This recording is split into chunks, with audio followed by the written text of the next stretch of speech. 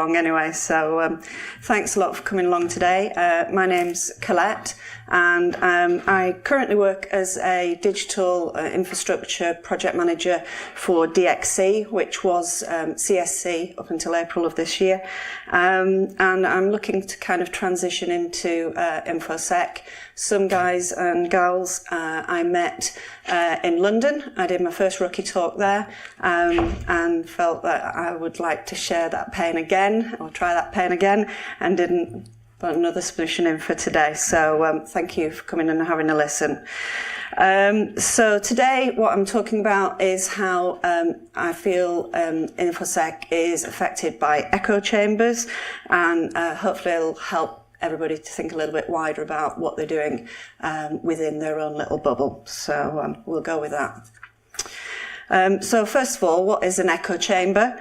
If you haven't heard about them, they came to kind of prominence around Brexit and Trump being elected, and it's basically a description of being inside a bubble of information, and that is reinforced all the time because of all the people and all the information you're getting is giving you all the same kind of ideas that you already have, and they are not challenged. And basically, those bubbles are around pretty much everybody, and you don't get outside of your previously held beliefs. Social interactions are really central to how humans gather information, and basically we gather information and we pool ideas and bring those together to give us a kind of wisdom of the crowd. And on Twitter it would be #AskTwitter, and you can kind of get a much better, broader section of ideas and information if you get together a diverse group. So you're probably thinking, well, why is that a problem in Infosec, or anywhere for that matter? I mean, it's developed to help humans to get the best kind of results, because social learning takes place through imitation of successful individuals. Groupthink helps everybody to improve their decisions. The problem is that as we get within our bubble, that learning only occurs when the group has some diversity. And the key to good decision making is learning from the successes and failures of others, and you get better results from a diverse group think than you do from a very restricted one. So a quick poll, bit of audience participation here. So hands up if anybody in the audience has blocked somebody on a social media channel of some description. Yeah. I'm not surprised, because it's very easy to do and it's a very useful tool, but it's something that we would probably need to consider very carefully, I would suggest, before you actually use it. Because within an echo chamber, it's very easy to block out other people's thoughts and opinions. And this makes it harder to understand why they feel the way they do about whatever it is that they are discussing. Empathy and understanding are the cornerstones of civilized discussion, and we're not going to convince anybody to consider a new viewpoint if you don't know anything about theirs. So what I'm suggesting is that it's time to put yourself into the mind of the person that you are considering blocking just for a few minutes before you hit that blocking button. Maybe with a little empathy, you can make them a supporter, or perhaps even just neutral would be good. And there may well be some angles that you've not considered or thought of that they're suggesting. I appreciate that it's not always easy to keep listening to somebody who has very diverse views from your own, but sometimes it helps to understand and expand our horizons. So how does the echo chamber affect me? Well, I'm a woman. I even wore a skirt today just to emphasize that point. Women are just one of many categories that are underrepresented in cybersecurity. Total number of women in the profession across the world is about 11%. And in the UK, we're doing really good. We actually went down in numbers of women from 10% in 2015 to 8 or possibly, Stuart says, 7% in March this year. And the reason? Well, basically, a lot of women are inadvertently screened out of the employer's hiring criteria because that bubble circulates around their hiring criteria and they are not considered to be the kind of employees that will expand their teams that are already there. You're looking for candidates like the employees already have, and that's not really very helpful. So if you approach the same candidate pool that you've been approaching for the past 10 years, you're going to keep hiring people like the ones who are already here, and the industry really needs to think more creatively about this by breaking out of this echo chamber and actively looking at a more diverse group of candidates. Managers of successful, diverse teams don't focus their search only on the most obvious places. They take time to discover and hire the best people that they can find. And that's not necessarily the people that have got a computer science degree. A lot of women don't go into computer science because of all sorts of reasons, and they have lots of other skills and backgrounds that will benefit the industry. One way we could start to get some new blood into the industry, I would suggest, is to overcome the bubble that means that you can't get a job in the industry unless you've got some previous experience. Reports or studies have shown a stunning 93% of European and UK companies prioritise job candidates who have previous experience. So when your bubble filters out 93% of the candidate pool, you remove a lot of diversity and you get more people like you already have. And the lack of new people in the industry means that we miss very important product features that are really important to the people who are outside of the bubble. Consider for a moment Signal, WhatsApp or Viber. Each one of those apps requires you to register your phone number and use it as an identifier. So that when you connect on one of those apps, you're effectively giving out your phone number to whoever you give your details to. Now, as a woman, handing out my contact details to a stranger is a moderately risky thing to do. It's a concern that I have to weigh up. The teams that developed those apps, with their mostly male groups of developers, didn't consider these security risks when they were developing them. These are risks that largely affect people, women, vulnerable groups, and they're not considered because it is outside of this bubble, this pool of developers that you've got here. They've focused carefully on ensuring that the encryption works, that the user verification is usable, and that's all important. But there are times when I don't want to give out my phone number that I've had for years and years and years to a stranger, and those devs haven't thought about that because their team has nobody with that experience. Because, guys, you'll happily give your number to a complete stranger and you're not bothered. So, basically, what we need is for the industry to be aware of the effects of being in a bubble. And that's what I'm trying to do today, just kind of make you aware. So I'm really glad that I'm not talking to myself in here today. So thank you for coming.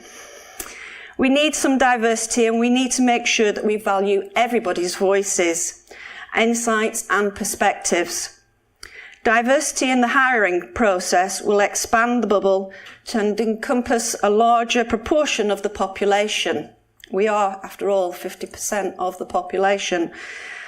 And it will help open the door to entry-level applicants with limited experience who will bring with them a whole raft of new ideas. And it will bring diversity of thought that will enable the development of secure products that work for everybody, not just the people inside that bubble.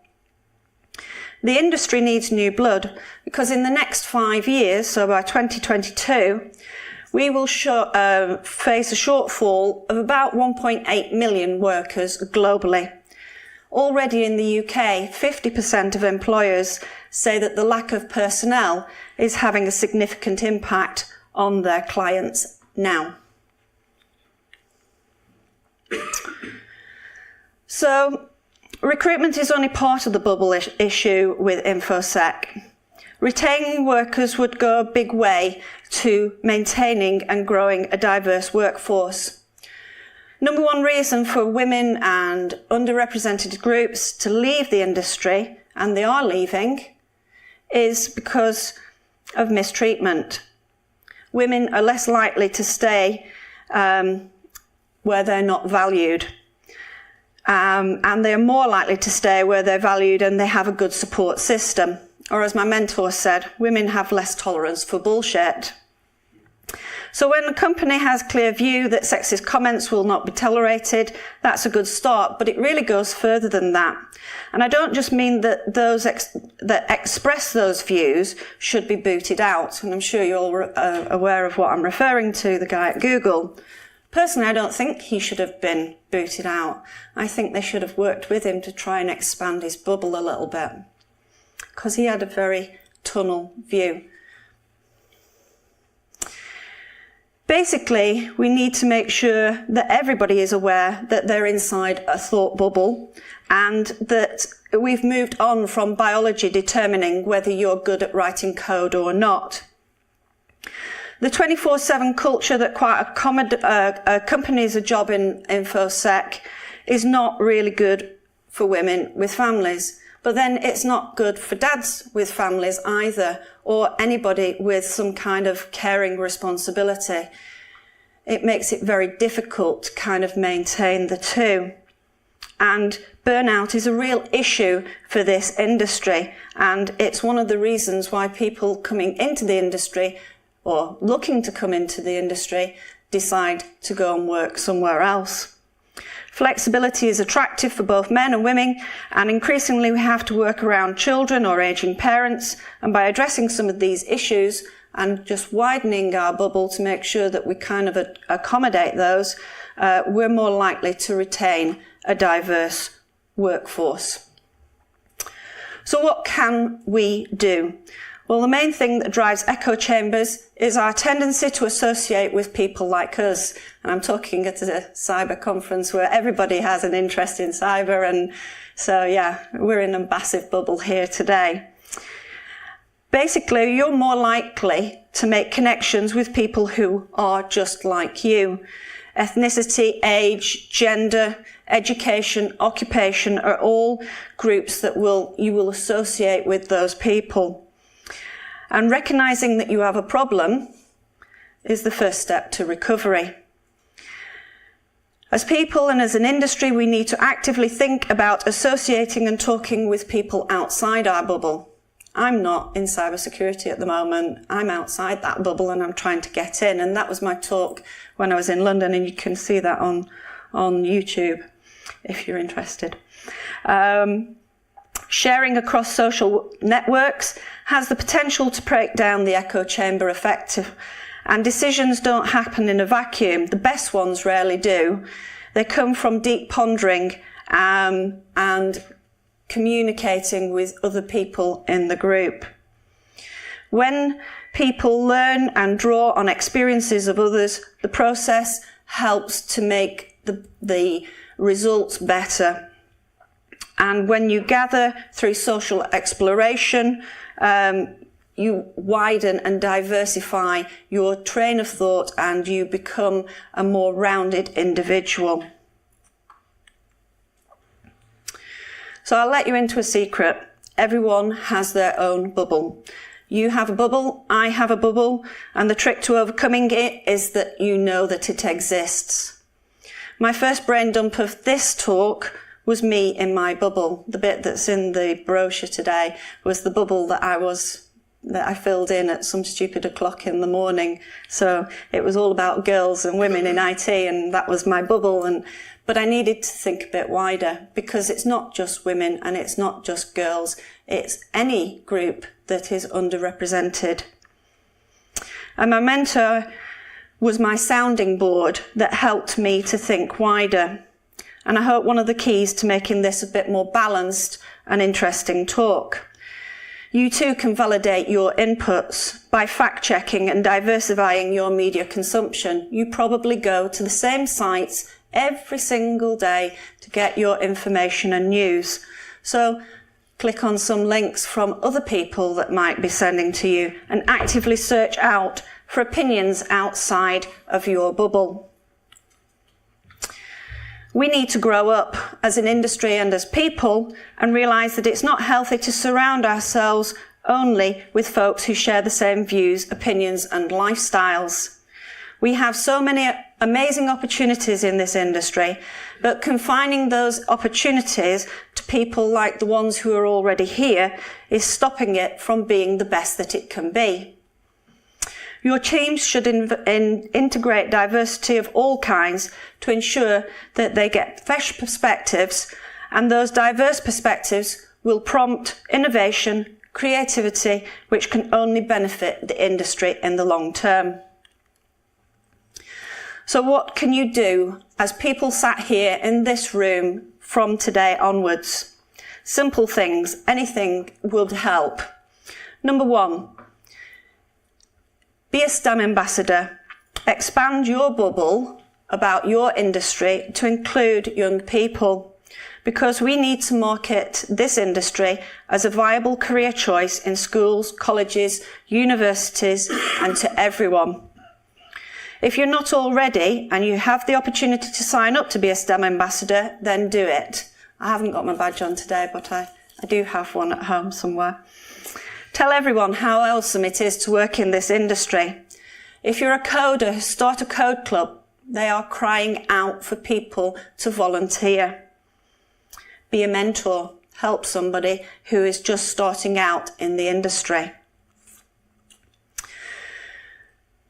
Second thing that you could try is that we need to highlight the successes and benefits of diverse teams. Studies show time after time that companies perform best financially when they have the greatest numbers of women in leadership roles. And we're only talking like 30%. Those companies with 30% of women in leadership roles, not just the CEO, but all the way through, are the ones that perform towards the top end of all of the markets. So we need to shout about that and tell everybody that those teams, those diverse teams, are the ones that are being successful. Shareholders and leaders love better results, so if expanding the bubble and widening the diverse nature of our teams has this positive effect, then we should highlight that at every opportunity that we have. Because you don't want to be a blockbuster whose decision makers stayed in their echo chamber, focused on VHS and DVDs, and missed the opportunity to be a Netflix. And that is really easy to do when you are just listening to the same people. Third try is that you need to support those who lack confidence so that they're able to feel that they are able to share their insights. So I'm really glad that you supported me here today. Thank you. Because absolutely no use having a diverse team and then not listening to them. This requires emboldening women and underrepresented groups to back themselves more and doubt themselves less. Empathy allows us to create bonds of trust, and it gives us insights into what others may be feeling and thinking. It helps us to understand how and why others are reacting to the situations, and it informs our decisions because we're not living within our very small confined bubble. Conversations with a mentor will help you to expand that bubble and figure out what works for you and be able to be a role model for others. I said I got a superhero in. So here they are. Wonder Woman. My final thought is that superheroes of every description fight crime, protect the public and battle villains. And that sounds to me like a lot of people who are sat here in this room. They're a diverse bunch and they each have their own ways of battling the bad guys. And I think that Infosec can only benefit from expanding our bubble and using a more diverse workforce to do battle with our bad guys. And so that's it. Thank you very much, and I hope you found something of value.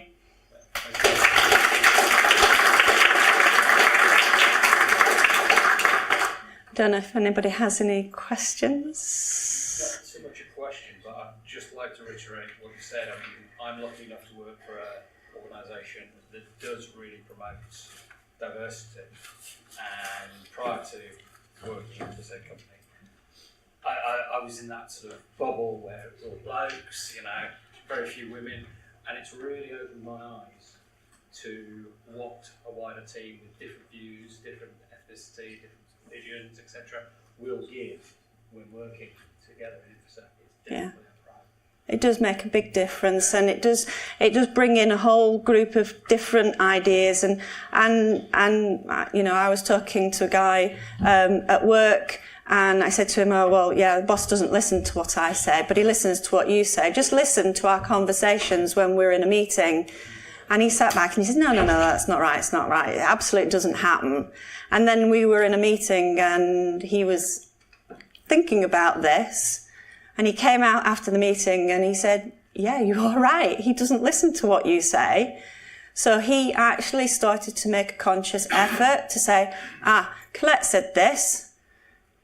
Why, you know, that's what she said, and backing me up, which it's a bit difficult really, because you don't feel like you want to be backed up. You want to be recognised for the fact that you're being able to put in your contribution right from the beginning, but it's a start and we've got to start somewhere. So I don't want special treatment. I just want to be the same as everybody else. I just want to be one of the guys and have all of the same kind of opportunities, and that's it. I don't want to be better or anything different, just the same. So, and that's all we'd like. We also recruit people who are not from an IT or Infosec background. Last year, we got people with zoology degrees, biology degrees, and you think, what?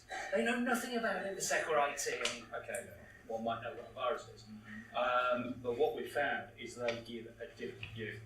And when the clients, etc., they're able to talk maybe a bit more. Different sets of skills. And I think at the end of the day, businesses succeed when we use skills of all different kinds of people to come together and focus on the job in hand, which is providing value to our customers and giving them the products that they want and the features that they want, or perhaps the features that they've not thought of. And we can only do that if we have a group that has lots of diversity within it and brings in lots of information from lots of different people and lots of different things. So, yeah. And what do you think the balance is between sort of winning hearts and minds, what you talked about just then, about your colleague who was speaking up your views in meetings, versus sort of calling out and challenging misconceptions and just plain sort of bigotry? Yeah, I mean, it's difficult. I personally like to try and believe that, you know, everybody is a good guy. And I start off with the fact that everybody doesn't do what they're doing purposefully. They might do it through ignorance, but I don't think that a lot of people go out of their way to be purposefully nasty. Or to be purposefully discriminatory. I think quite often they just are so enclosed within their bubble that it's just never crossed their minds. So I think basically you kind of got to be softly and just gently say, actually, you know what, that's just bullshit, you know, and say it with a smile and try and be nice about it. And for me, that's, you know, being satire, that way forward, I feel, you know, it kind of puts your point out that actually you're being a dick. You know, you are not actually being very inclusive in whatever you're saying or however you're running your meeting, and you could do it better and you will get results if you do it a slightly different way. But if you get really angry about it and start bashing people over the head, I think, you know, you kind of just get people's backs up. So I kind of try and do it softly and trying to, you know, make people smile, and then just it clicks and they think, oh, okay, yeah, she might have a point. So, yeah. Anything else? Yeah. Hi, I'm Guy. Hi, Guy. Messaged me. I just want. I'm sorry, I was. That's okay. Don't worry. I was up against some very stiff competition. See, I gave a talk last night at Beerside about working with kids with autism and about autism. Oh yeah. So if we're talking about diversity, if anybody wants to talk about that, and I met Tanya today. We've just connected. She's working with kids with autism and Crest. Again, there is a lot of autistic people in the industry, but there's a lot who will never make it because they don't get the opportunity. If anybody wants to have a talk with me, I'm about all day. Yeah. Tonight, or Tanya as well. Yeah, that would be great. I'd love to have a chat. Yeah. Coffee. Interesting you point there about autism. I think I read an article recently that said that around 40% of black hackers and somewhere on the spectrum. And I think the challenge there is, and the opportunity there is to turn those black hats into something less black hats. It's difficult. I mean, my eldest daughter, I definitely think is on the spectrum. She's very high functioning, very academic, and has difficulty with kind of emotions and that kind of thing. Finds it much easier to be in the company of boys and males than girls, and has done for quite a long period of time, because less kind of emotional baggage with the guys than it is with the girls. But the one thing that kind of sticks out with me, and for me personally, I have to think about the language that I use and kind of the instructions that I give with her. And she's very different to my youngest daughter, who's 11, who's very much more social and very sort of, well, she wants to break things and hack things, so completely different kettle of fish between the two of them. But we were making pancakes for Pancake Day. And my eldest daughter was following the instructions, and the instructions said, put the egg in the flour. So that's what she did, put the egg in the flour. And my 11-year-old was cracking her sides, because she was like, why did you just put the egg in the flour? You were supposed to crack it. Yeah, but the instructions doesn't say that. And I think, you know, your language that you use when you're talking to people, especially with autism spectrum, you know, you have to be very mindful of the language that you use, and to help them fully understand all of the clues and everything like that, because it's very difficult sometimes for them to get everything. And you know, sometimes they can say things that perhaps you wouldn't necessarily think, well, you probably shouldn't say that, but it's not done out of spite or malice. It's just slightly different perspective, and I think sometimes we just have to kind of make that distinction and then just try and explain it. My eldest daughter now knows she has to crack the eggs first. Stuart? Just take on the autism story a bit further. So I worked for Cybersecurity Challenge. We did a big event last year with regards to neurodiversity. So it wasn't just autism, it's the full range of work with an autistic charity, but we decided to expand it further. We had Colin Gillies from NCC Group stood up. He said, the most brave thing I've ever seen anyone do in our industry is sort of said, I am on your spectrum. And this is deathly silent for about 5 minutes as everyone kind of let it sink and go. It's almost like the Alcoholic Anonymous bit of, so am I. And as you see the ripple effect go through the room of our brain, actually I think if we all put our hand on how we're all somewhere on the spectrum, some grade of it, some part of it, kids, I think. Absolutely. Cybersecurity actually is that. Yeah. I think that most organisations that are successful in our industry recognise that. And incorporate it and bring it together, so that you need people kind of, you know, quite often I will describe myself as a translator, and you kind of need people to work in the middle between the people who find it very difficult to talk to the clients and the people who find it very easy to talk to the clients, because they almost speak two different languages, and you kind of need somebody in the middle to help that along. So if you've only got people over here working for your company, how are you going to be able to talk to your clients effectively? How are you going to be able to take their requirements and produce what they need and what they want? So the question really is the NCA have now commissioned diversity about is black hat crime being done by people on the spectrum. And I would absolutely lay down a bottom dollar and write this, so I can prove quite a lot of money on it. I'm going to come back to it yet. But what we need to say is cyber, not cyber crime, it's cyber people on the spectrum. And we'll come back with the same answer that we know. Sorry, working within schools, I know that a lot of kids could become black hats simply because they can't get into the industry. Absolutely. Because the industry set the same standard qualifications, which is why I'm here to try and say to people, can we work out a different way of getting into the industry? Because GCSE maths and GCSE English Might not be the way. It's like climbing a mountain. Okay, But the industry has a responsibility to support that. The industry has to offer up those So then that's Some of them are already.